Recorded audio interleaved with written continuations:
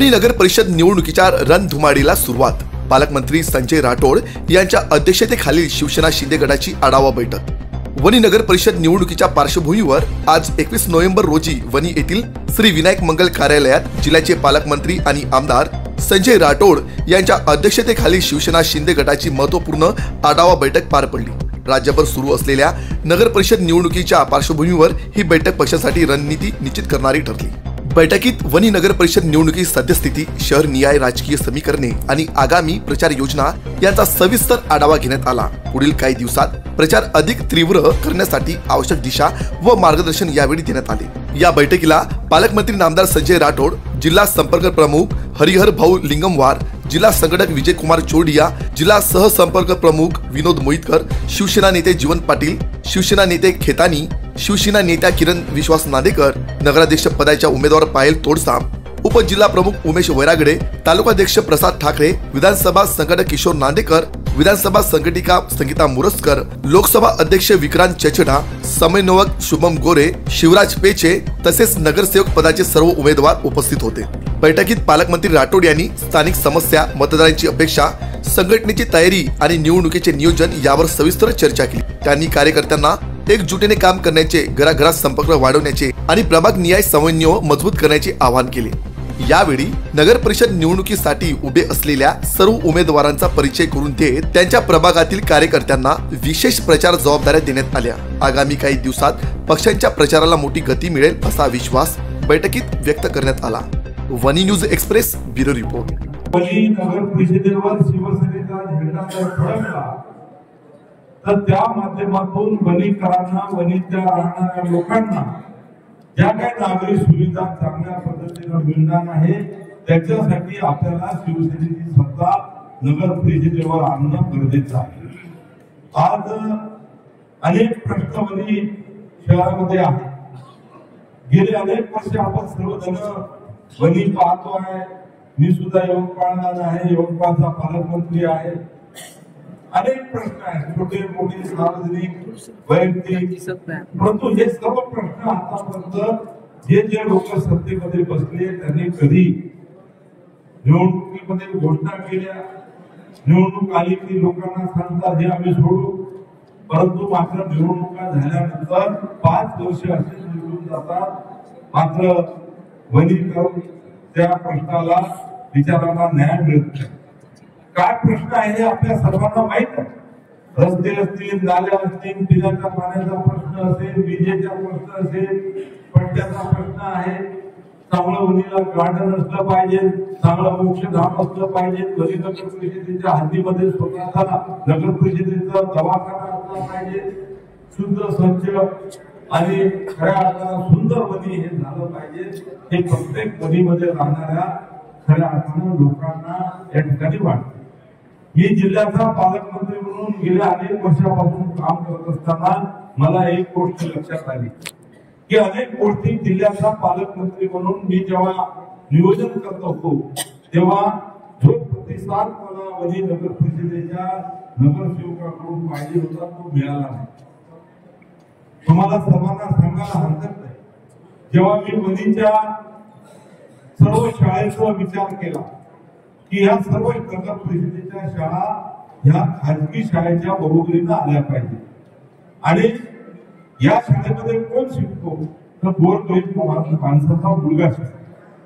आणि मग मला असं वाटलं की जसं मी माझ्या मतदारसंघामध्ये सर्व शाळा नगर परिषदेच्या अशा बनवल्या की तुम्ही आता मी बोलतो म्हणून विश्वास ठेवू नका, तुम्ही दारवेची एक शाळा क्रमांक 2 जाऊन पहा, विनोद भाऊ 2300 मुलं आहेत। खाजगी शाळेला सुद्धा तेवढे मुलं नाही आणि त्या शाळेमध्ये प्रवेश जर पाहिजे असेल तर भेटी आहे, भेटी पालकमंत्री जरी बोलला तरी तिथं प्रवेश मिळत नाही।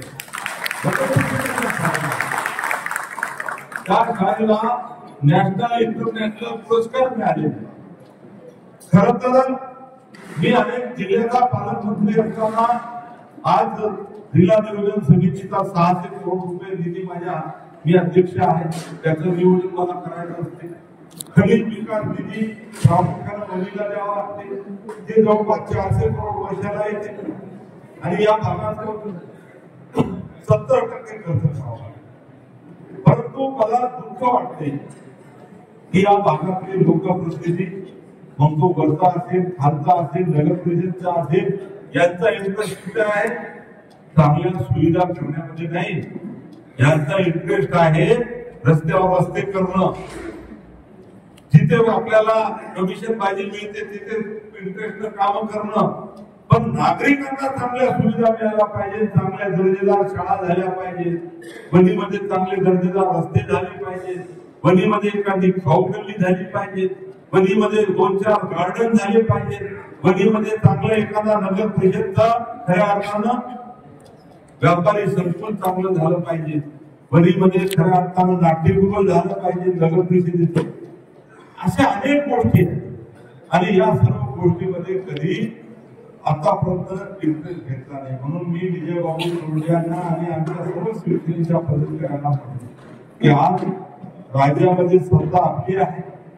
खास करून नगर परिषदेचा विकास करण्याची जबाबदारी आपले मुख्य नेते, राज्याचे उपमुख्यमंत्री, माजी मुख्यमंत्री एकनाथ शिंदे साहेब हे नगर विकास खात्याचे मंत्री.